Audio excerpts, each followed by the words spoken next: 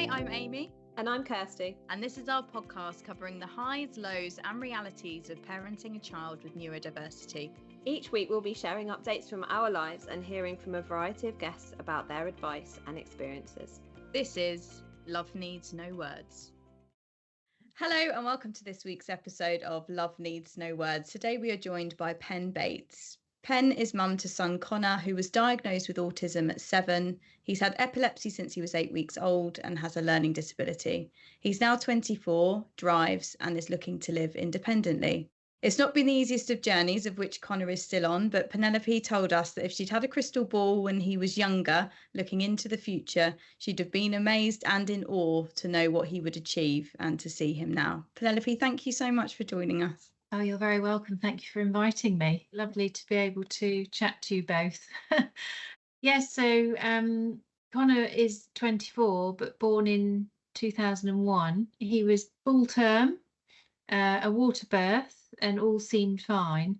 But quickly things started to not seem quite right. And at 8 weeks old, he was diagnosed with what they called idiopathic epilepsy. So they didn't really know the cause. And then further down the line, about 19 weeks, he was diagnosed with a thing called infantile spasms. Now, if we'd looked in the crystal ball then, it wouldn't have been very good, because after that, he had MRI scans and they thought he might have a not very nice condition called tuberous sclerosis. Thankfully, that wasn't the case, but it's always been the case that they don't really know what caused his epilepsy. So it was quite a difficult few years for Connor especially, and us, because he had multiple seizures and he was put on lots of different anti-epileptic drugs to try and control the seizures. And it was those drugs, they think, that then obviously caused the learning delay, the learning disability. And then along with that came age 6, 7, an autism diagnosis, because there was social communication, speech and language issues as well. So it was an awful lot to deal with. And and it was full on. He had EEGs, where you put the electrodes on your head. And I think, you're always trying to find an answer and a reason. We never really got one, and we still haven't ever really had one. So I think you sort of come to accept that it's just something that happened and it's nobody's fault. But that's quite difficult, I think, to not have anything tangible that gives you a reason why it ever happened. They did find a tiny cyst on the bottom of the bottom part of his brain, and they wondered if that might have been the cause. But I mean, over time, that hasn't really, been an issue anymore. It's sort of just dealing with the consequences of it. So he went to a special preschool because he wasn't reaching his milestones, and we were told, first of all, it was a sort of 5-month delay, and then it increased. So this was quite scary for us, because we were like, well, how much is he going to develop? So you start to question all of that. So he went to a special preschool, which was wonderful. And they used to do, that's where he started to learn Makaton. I don't know if you've come across Makaton. So I remember we still sing the little songs that they I love that. Even now, which is quite funny. So hello and where I can't remember Makaton anymore, because we don't use it anymore, because he doesn't need it, because he's very verbal. But yes, he started off not really being verbal. We had a few DDs when he was sort of 1. But the Makaton really, really brought on his speech. It was incredible. And if you're at that point now, have faith, because I think it brings on the language, because we were worried it would stop the development of the language, but actually I think it did, it helped him. But going into that sort of structured environment, he found incredibly challenging, and I think that's when we started to realize we were dealing with more than just a delay and the epilepsy. We were like, there's other things going on. So he got this diagnosis of autism, but to be honest, it was the epilepsy that was the biggest thing, all has been all through his life, rather than the autism. That's sort of been alongside. But because the epilepsy was so difficult, that was the bit we focused on, and the sort of autism was sort of another bit to deal with. Yeah, which makes complete sense. I was just going to say, how did it feel to have a 6-week-old baby and be in a position where your baby's having presumably fits or seizures? Really frightening. Yeah. Because you question yourself.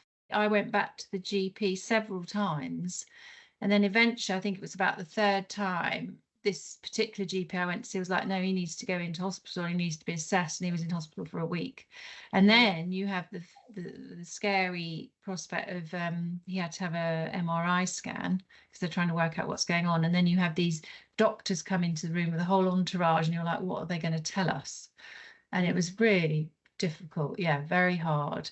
And I was very fortunate to have a very supportive husband, Justin, all my siblings, including Chris. It was tough. We haven't actually talked much about epilepsy, but many of our listeners have children with autism because it's closely linked with autism, isn't it? So sort of how did it manifest itself over time? Because I guess dealing with it from such an early age, it's interesting to hear how it developed. He had what are called partial seizures. So they were sort of more like spasms, and that's where he got this diagnosis of infantile spasms. He didn't develop full seizures until he went to secondary school. And we think, and this is probably fairly typical, that there are triggers, obviously, with epilepsy that can bring the seizures on. And so whenever he was put in a sort of more stressful situation or transitioning, so for going from primary school to secondary, and this is all special schools, so it was still very supportive but very traumatic. But I did join Epilepsy Action, and I did have sort of a peer group of support and other families that were going through it as well. So that was really important. I think that's a good thing to try and do if you've got all this to deal with. Try not to sort of, you do shut down, but try not to completely shut down. Try and keep communication open and talk to other people and get support, because you sort of feel quite lonely sometimes. Feel like you're the only person dealing with it. So it's really helpful to find a group that, a bit like your podcast, is doing that. But I didn't have that, but the Epilepsy Action group was helpful for a while. So that sort of dominated, and I think it caused these delays, but on the other side, he was developing, right? So it didn't stop his development, it was delayed, and that's been the pattern all the way through. So he's done all these things, but it's just taken him longer. So it's sort of having faith. Did it get to a point where you realised he was maybe a couple of years delayed, and that's what he kind of stuck with then? I would say he's developed more recently. So he sort of went to special school, went to college, but I think his development has been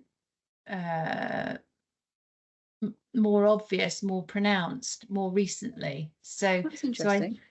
So he's sort of done these amazing things more recently.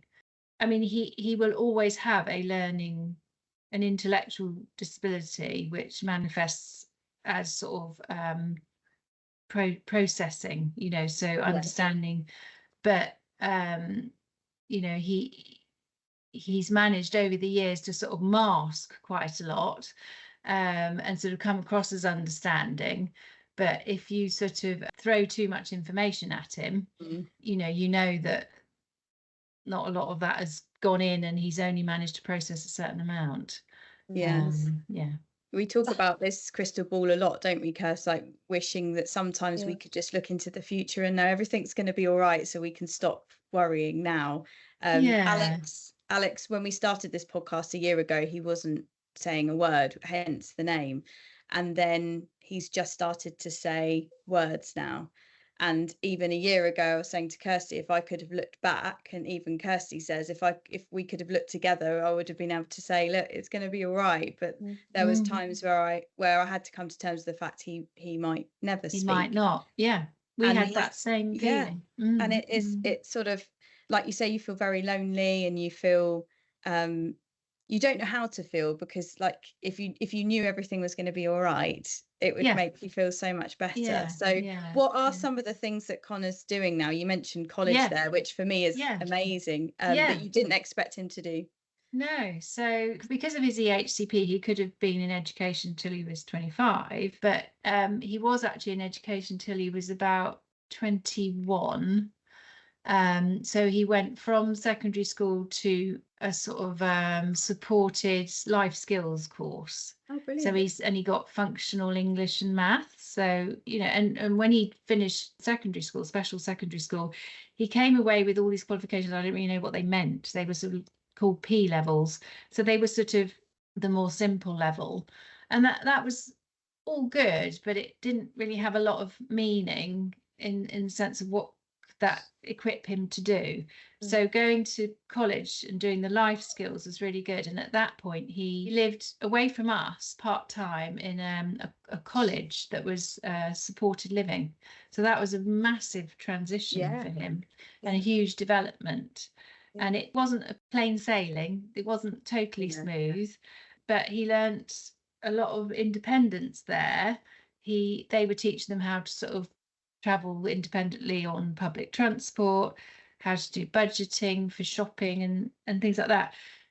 And one of the really good things there is he made his first proper sort of really good friendship group, which was lovely. But it didn't last, because that finished, and then he ended up going to another college, because at that point he decided he wanted to study horticulture, and he seemed to be, so he's not very academic. He can't, you know, his numeracy isn't at a high level at all. He's got that sort of functional level.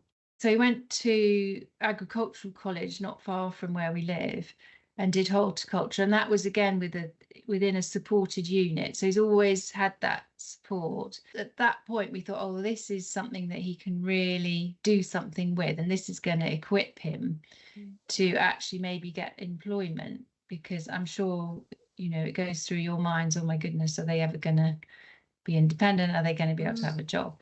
And we didn't necessarily think he would, but once he got to that college, we started to believe that this was possible.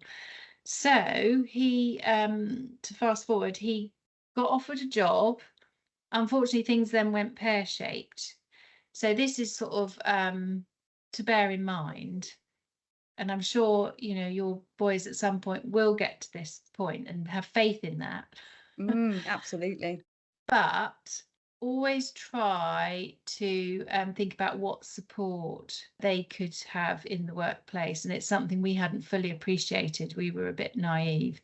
So he got offered this job, and it was quite a prestigious job, working for some people on a private estate. But unfortunately, they didn't have any experience of someone with a learning disability, let alone epilepsy and autism. And I've always been very open and upfront. So I was like, I went along with him to the interview to support him, because he'd never had an interview before, proper one. And so the agreement was that they would give it a go. And they did try to sort of support him, but it was a job where, you know, his confidence got eroded. He didn't have the support he needed, and we just thought, oh, it'll be fine. And we just sort of said, oh, it'll be fine, you know, and you're doing fine. And actually he wasn't. So we didn't listen enough to him, and it ended up him being really traumatized, and it wasn't very good. And he ended up having to have some therapy to help him, because his anxiety levels just went through the roof, and he got very emotional, very, very upset, and he had to leave the job. And it was just really unfortunate. And I just think it was naivety on our part and not realizing how much support he actually needs. So then fast forward again, he then got another job through friends of ours. So we're very fortunate to have friends who've got big gardens, and he works there, and he's been working there happily. He works there 2 days a week, and he's supported, and they pay for that support. But there are things that you can do. So there's access to work and things like that. This may seem miles off for you, but just sort of quick log it. So and by the time your boys are older, it might be called something different and look different, but sort of seek out that support if you need to, because with that support he's actually doing really well and he's thriving. And then he's got a second job working for an organisation who actually have public gardens for adults with learning disabilities, but he's employed, so it's quite nice. So although he has a learning disability, he's more able, and then he's supporting some of the less able. So that's 2 jobs, and then tomorrow he's got an interview for another job. Wow. So he's being greedy. I know. He's going to be what a I mean busy about guy. suddenly it's like one sort of success leads to another. So his confidence. I was going to say it's given him some confidence, isn't it? Yeah. And he's thinking, well, I can do this. Yeah. And one of the organisations, he can. With the right support. Yeah. But it shows a glaring hole, doesn't it, in the support that's hole out there in the workplace for, you know, really is anybody that has an additional need. I get on my high horse about it because the employability support is not great. Yeah. And I think they should focus more on that, because even getting a job is incredibly difficult. And if you have to go through an interview like a mainstream neurotypical person without support, which Connor actually did for a job at Sainsbury's, and it was horrendous because, again, we made the mistake of not realising that we should have put something in place before the interview. And he went to the interview and he just couldn't really answer the questions, and it was very tricky. Yeah. So I think if the support's there, then they can show they can do the job, because they might not be able to do the interview, but they can do the job. Absolutely. Yeah. And that's where there's a gap, isn't there? So this other job, if he gets it, is supporting people with physical disabilities and learning disabilities who want to cycle in the New Forest. So he's hoping to get that, and that's come through one of the other jobs. So I think it mushrooms, you know, if you get something. But he's got friends who've got additional needs, special needs, whatever we call it these days, and they may not have perhaps the support that Connor's had, or the luck, and also the privilege, really, that because of some of the friends we've had who've helped him. And they're really struggling, you know, and they can't get a job because they're against everybody else. And if they do get a job, they just interview badly. Yes. You know, so you need someone to advocate for you, I think. And that's heartbreaking, isn't it, really, that it comes down to all of those things that you just spoke about a bit of luck, privilege, etc. And you think, actually, you can really clearly see from what you're talking about with Connor that he's thriving with the opportunity to actually do what he enjoys and that he's good at. And an interview is, from what you're saying, clearly not his strength. So that's always going to be a struggle, but is the first hurdle that so many people have to get over before they can even get into that position of doing the job that they so want to do and are probably really capable of doing as well. I think they need to change the process for recruitment for people to make it more accessible, so that what was good about this cycling job that he's got the interview for tomorrow is he went for a trial where he went with an employability support person who took him, introduced him, and they just went off on the bikes, and he was brilliant because he's really good at cycling. He goes off and cycles independently for 30 miles. You know, so one of the things I was going to tell you about, if you've got your crystal ball, there was absolutely no way I thought Connor was going to drive.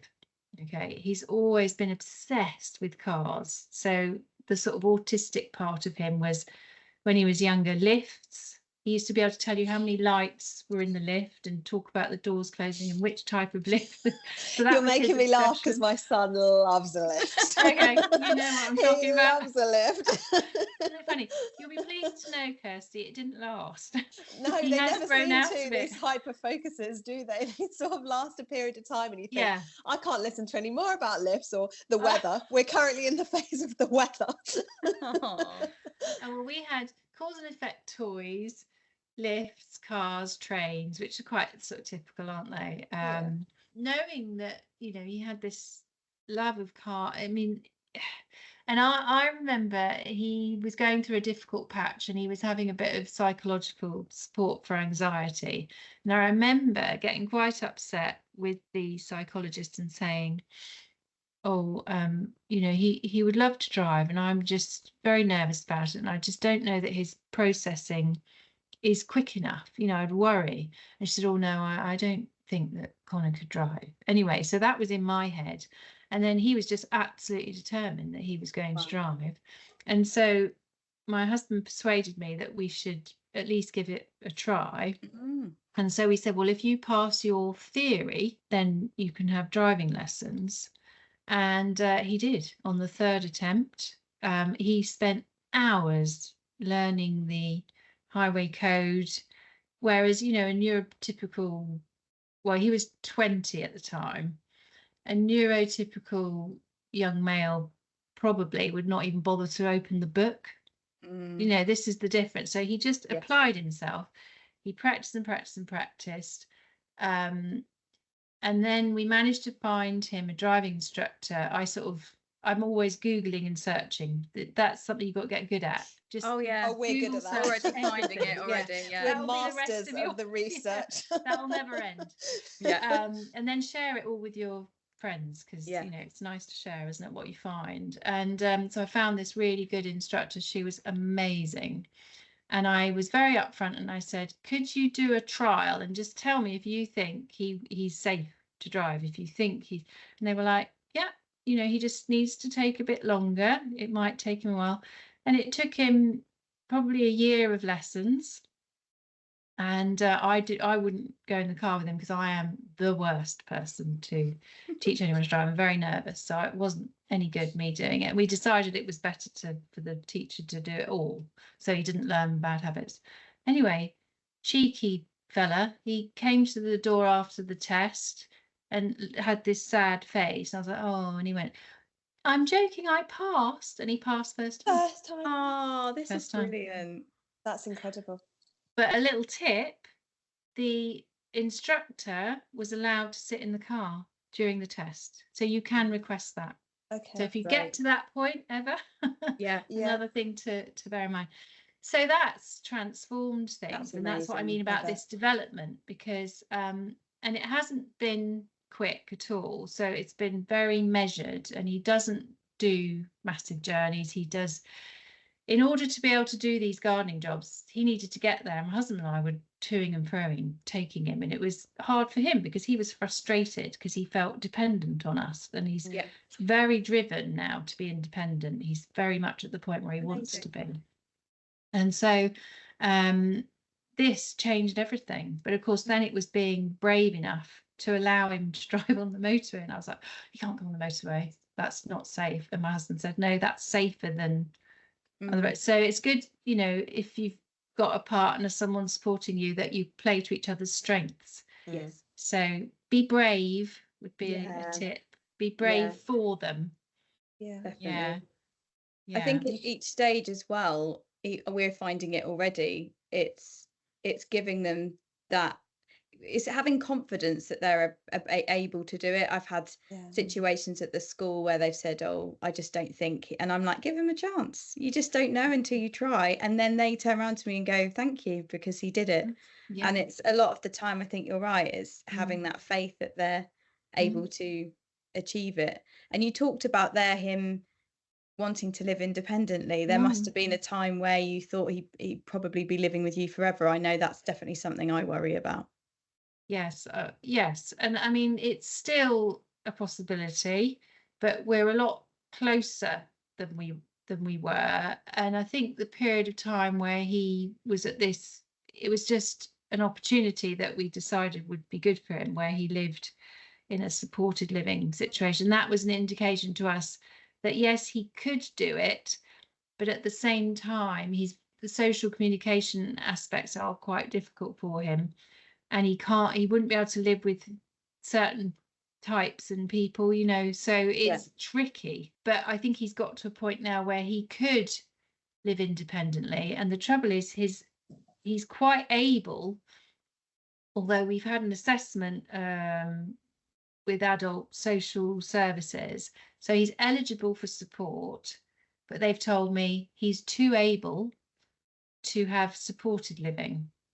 So he falls in this gap a lot because he's quite able, and then he's got obviously his difficulties.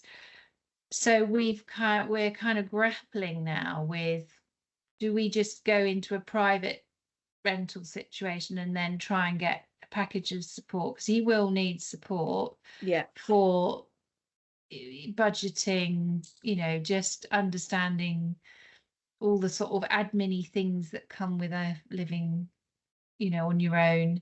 And living on your own is something we won't want him to do, as in he needs to live with someone, hopefully a friend. He's got a friend who he would like to live with, but the friend doesn't have a job. So you've got this constant difficulty in finding the right sort of person to live with, and then them being in a position to be able to do that. So we sort of got so far down the line with it, started looking at properties, but then the friend isn't in a position to be able to afford it. So at the moment, he's still with us. But I can see that it will happen. It just takes a long time. A lot longer. Be patient. But absolutely. Yeah, I would say definitely when Connor was 5, no way on earth would I have thought he would drive, have 3 jobs potentially, and be, you know, thinking about living independently. No way.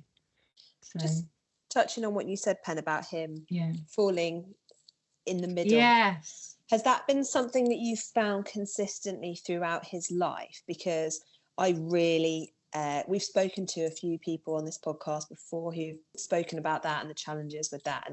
And I can really see that with my child, not, you know, being okay in mainstream, but it probably not being the most suitable environment for him for some reasons. But equally, you know, a lot of specialist provision wouldn't be suitable either for him. And I feel like he sits in this grey space where there's just, I just don't know what is suitable. I don't know what the options are really for him. Have you found that with Connor? Yeah, absolutely. And it still is.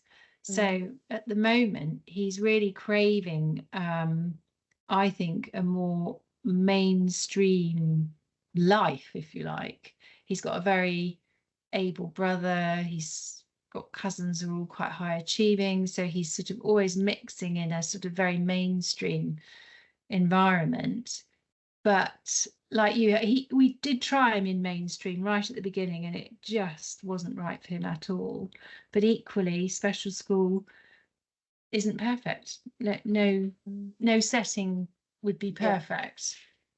Even getting close to perfect, to be honest. And now where the gaps are friendships.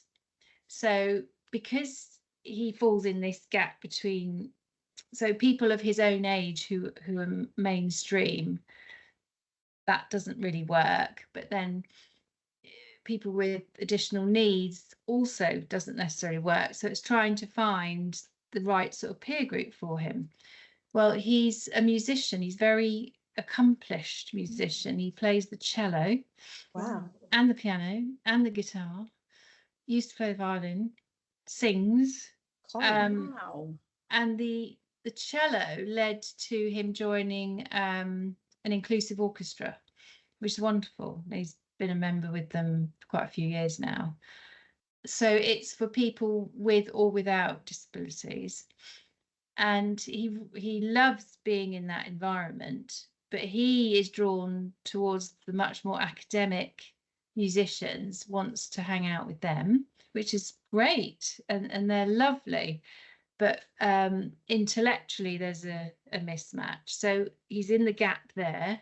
Then he's joined, we found a wonderful organisation for people with sort of hidden disabilities, so with an intellectual disability, where, you know, some of the more typical organisations like, say, MenCap might not be quite appropriate.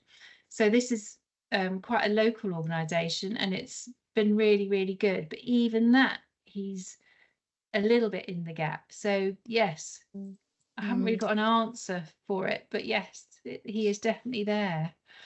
I think that social side of things is something that's on a lot of our minds, because obviously it's so impacted when you've got a child who's autistic. And how have you supported Connor over the years? Because obviously that's going to look very different when they're 5 in comparison to obviously what you were talking about now. I've always just sort of grasped the opportunities and sort of pushed him quite a lot as well.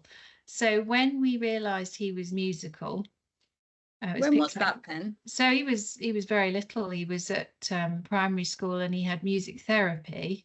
I think it was offered, and I was like, yeah, go for it. And I remember the therapist saying, oh my goodness, I think Connor has perfect pitch, because she said he picked up these bells and he just played this tune straight away. I think it was Jingle Bells or something. And she was like, so then we sort of focused on that aspect. So I think it's focusing on the things you can see that they like doing, and that might lead to social situations. Because I was thinking, oh well, if he's musical, then this will, and it has. So it's led to him joining the orchestra. He was in a choir at school. It was like a rock choir. They ended up singing in the Albert Hall. Wow. Once. It was like a schools competition, which is wonderful. But it's never been easy, mixing. But what I do is I just push it. I try and sort of grasp an opportunity and think, right, okay, just go and do that, and then you'll hopefully meet some people. So cricket, he belongs to Hampshire Disability Cricket. It's taken him years to buck up the confidence to talk to the other players who've also all got some kind of additional need, some physical, some intellectual, some both. So it's sort of been very much driven by us to sort of push him into those situations. And it just takes time, and now he will talk to them all, but it's taken about 7-8 years. So, and I think it's finding lots of things as well. So sort of spreading the opportunities as well. I'm just trying to think. Oh, and then recently we've, because he's a little bit lonely, the friendships are not, there's not many. So we've looked to find a new orchestra, because the one that I'd mentioned, it's got an age limit, sadly. 25 seems to be a cliff. For young people, it's not good. And so we've just managed to find this community orchestra, and I was just like, right, let's go for that. And he's been very positive about it. So we're hoping that may lead to meeting some new people. There's different ages, but you have to create. You have to grasp and opportunities create the opportunities, because they're not going to do it on their own. But you need to find one where they're inclusive, so your child doesn't feel isolated, because it can make it even worse then. What were his behaviours like growing up? Was he quite a chilled, relaxed approach to life, or not?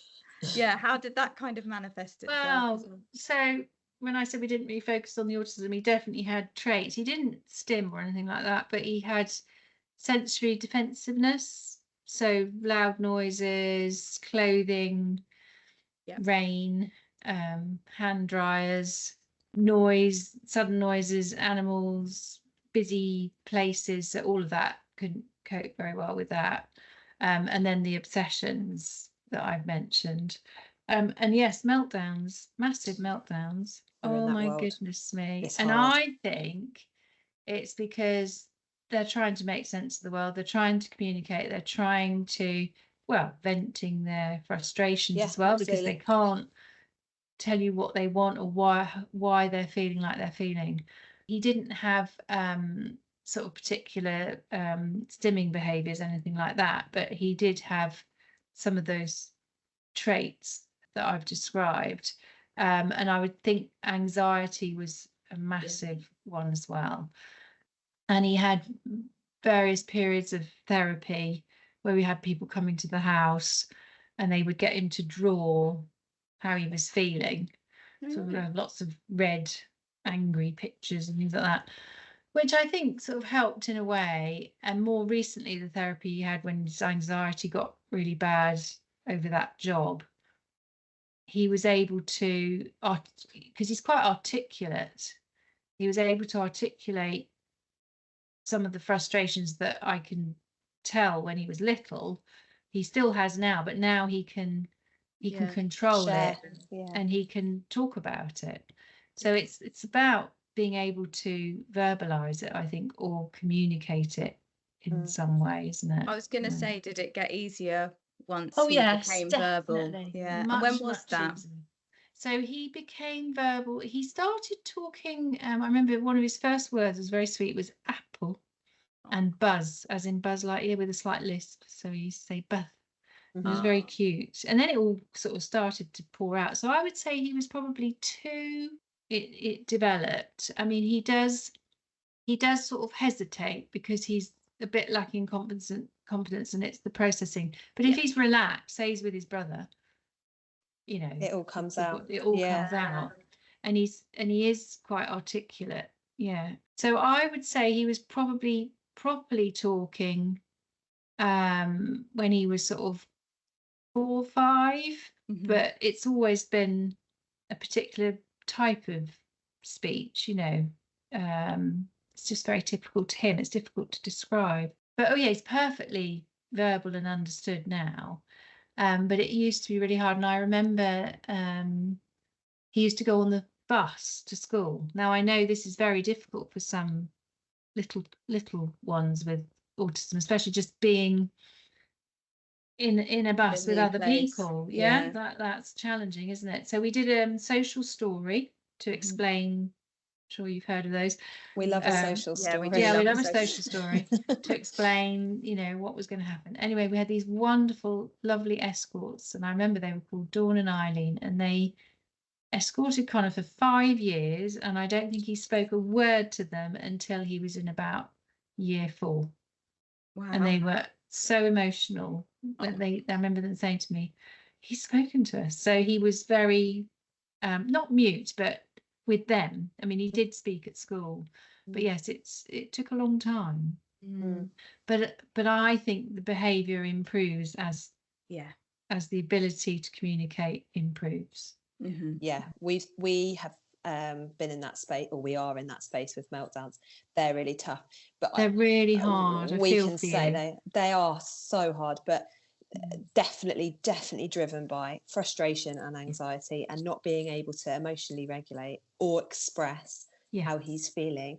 And like, I really resonate actually with quite a lot of what you're saying. Like Max can get very angry when he can't get his point across, or he doesn't feel like he's being heard, even though you are. To him, it's so rigid what he's trying to get across that if it's not perfect, he will get so frustrated and angry. And it's really hard because you're trying your best, aren't you, to kind of you know, understand what they want and work with it, because you don't want them to feel frustrated. And then when they're tired and anxiety is high, I mean, I really feel for you, and we did go through it, but I mean, I would say now he's just way more emotional, and it's almost the opposite. It's almost like he doesn't let the anger out, and we're kind of almost saying, get angry, let it out. You know, so it's gone like from one extreme to the other. So you're just always trying to find that balance, aren't you? But it did for us get a lot easier, and it didn't last. Those awful meltdowns, he didn't have those, I would say, once he finished at primary. I think the anxiety increased after that. It's not a nice trade-off, is it? Not really. Neither is that nice, but it's easier to deal with it in a way, as long as you can sort of get the support and help them. Because I think the worrying thing about the meltdowns is if they hurt themselves or hurt you, and you know, and but it didn't last. And I think as long as you feel that they can communicate, the more they can communicate, hopefully the easier it'll get, the less often that will happen. I mean, obviously everyone's different, but no, that makes sense. You spoke briefly there about Connor having a sibling. So there's Oscar, who's 28.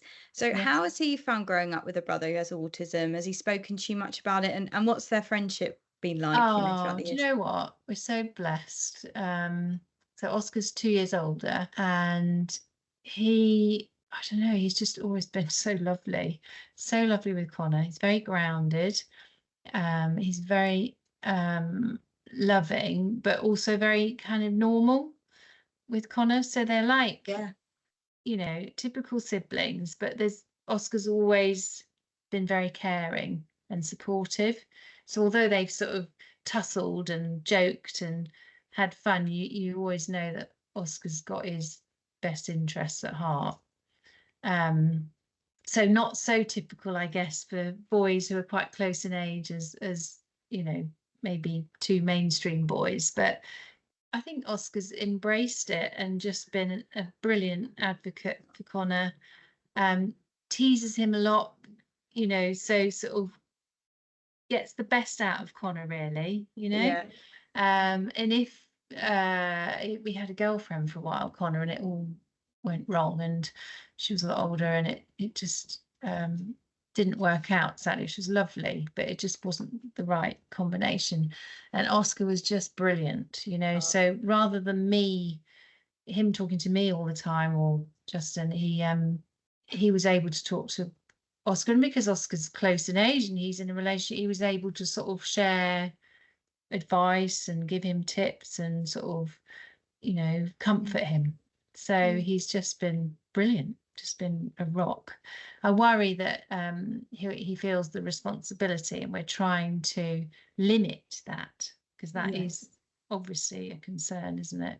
Yeah, and it's difficult because I'm sure Connor got a lot more attention than Oscar when they were growing up, but it doesn't seem to have done him too much harm.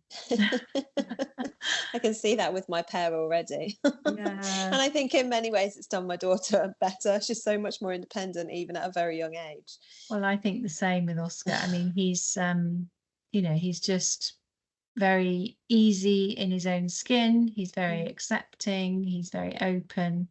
You know, it's I think for all the family, it's given us all a different perspective, because you know, didn't have any experience of this world before Connor. So we've just been really lucky, I think. That's lovely that they've got such a great bond. And I think we've spoken about it before, the relationship that they have is like no other, because they become a bit of a advocate for them. I mean, our daughters are only 2, but this morning they were both in our bedroom, and John and I were like, what is the time? And she got off the bed and grabbed Alex's hand and said, ready, steady, and then he said go. So she's been just copying me from getting him to say the word go. And then they were chasing each other around the bedroom, but she kept saying ready, steady, and getting him to follow her. And I thought, I've not created that game, they've created that by themselves. And actually it was so lovely to see him bonding, because we've not reached that stage as such at the moment. So and it's lovely to watch it unfold, because she doesn't know any different. Oh, that's wonderful. Well, that reminds me of Oscar and Connor when they're growing up, because they were always had their little silly games and rhymes and routines. And we talk about it now and laugh. And Oscar's always loved nicknames. So throughout their lives, Connor's been called 101 different things, but it's the humour that's great between them, you know. So he's able to cheer Connor up and make him see the funny side of stuff, not be quite so serious. Oh, that's so it's lovely. Really good. Yeah. That's really lovely to see. We always ask this to everyone that comes on, but what advice would you have for the parents listening at the start of their journey? Oh goodness. Well, hang in there. Hang in there. I think never underestimate your children. I've learnt not to do that. I mean, I'll tell you a funny story. So don't underestimate, and be brave. So my husband's a bit braver than me about getting Connor to try new things. So it's also, you know, in your partnership as parents, play to each other's strengths and support each other. So if you've got one who's a bit more unsure and the other one is like, oh, why don't we try it then? Usually it's worked out all right. So Justin said, well, I think Connor should walk home from school. And I was like, I don't think that's a good idea. Anyway, against my better judgment, he did. And the first day he walked home, he knocked on the door, I opened the door, and he had blood running down the front of his face. And he'd walked into a lamppost, and he'd knocked the top of his head, and it was because he'd seen a lady with a dog and he's worried about the dog barking, so he was walking like this. Wasn't looking where he was and then going. So he arrives home, he's got blood down, and I was like, see, I said, told you so. I knew this was going to happen. Yeah, I knew that was going to happen. He shouldn't have been allowed to walk home. Anyway, we took him to A&E and he was absolutely fine, little plaster, and he was like, no, I want to do it again. And so, you know, you might have trips and stumbles along the way, but be brave and give them a chance and have a go, but obviously within safety boundaries. Another example, the first time he went on a train on his own, I was absolutely so against it. I was like, no, I just don't think this is a good idea. And again, my husband's like, well, Granddad's going to meet him at the other end, we're here, he's got his phone, he'll be fine. Anyway, he got on the train and I looked behind us and his phone was on the back seat of our car. And I honestly, my heart was in that. Anyway, he was fine. He survived that one. So you have to just sort of believe that they that worry, can manage. You have to swallow the worry and just believe it. Be prepared to advocate and fight for them. You will have to, and I'm sure you know that already. Yeah. We've been through, PIP meetings, review meetings where he's had PIP and then they've taken it away. And it's like, well, why have you taken it away? Nothing's changed. So you've just got to be persistent, fight for them, help each other, make the most of your friendship groups, signpost, share, keep those friendship groups are really critical. I've got some wonderful friends, and we've been through some tough times, all of us. One of our friends sadly lost her son, and that was very bonding. And I think that's seen us through thick and thin. And when we go out for a meal, I feel sorry for the rest of the people in the restaurant, because we all get it, and I'm sure you too and your friends are the same. And you roar with laughter about all the stories, don't you? Because everyone gets it, and you can be a little bit irreverent and say things that perhaps you wouldn't in front of other people, because everybody gets it. So that's really important. That's been really helpful for me. Don't forget to step back when they mature. I know. And I think when you were talking just now, I thought don't apologize for the way you were, because I'd be the same. It's like they always just seem littler than they are, don't they? And I think I don't think that ever changes. There's even my 26-year-old Oscar, who's just got engaged, is still my little boy. But you do have to learn to let go and believe that they can do it. It's really hard, especially for our kids, isn't it? I don't think there's anything else. Mainly just never underestimate and play to their strengths. So obviously that's kind of a given, isn't it? So if you can see they enjoy something or they're good at it, then really nurture that. I think finding a sense of purpose and that they feel valued is really critical when they get older. And I see a lot of Connor's friends or people we knew that were at his school really struggling, and it really breaks my heart. And I just think, that's something, if I ever could campaign about, would be for employability to be better, and for these young people to get into employment of some kind where they feel valued and have a sense of purpose. And I just think it's such a terrible waste. There's such a high percentage not doing anything, and it's just not good. So, and they're so capable if they've got the right support. They really are, absolutely. And keep a sense of humour. That does help, doesn't it? Can laugh about the awful things, because it does help. especially in hindsight. Absolutely. And love them for who they are. And actually what's been really lovely recently is that Connor's basically turned around to me and said, I'm very proud of my autism mum. So that's taken a long time to get to that point. So it's sort of accepting it, isn't it, and embracing it and allowing them to be who they are and not comparing them. It's not yeah, easy. That's a very good one, not to compare. Thank you. Thank you so much. And thank you for coming on, Pen. Honestly, it's been so lovely to talk to you, and thank you for sharing Connor's story with us, because it will be helpful to so many. So thank you. Oh, I hope so. Well, thank you for inviting me.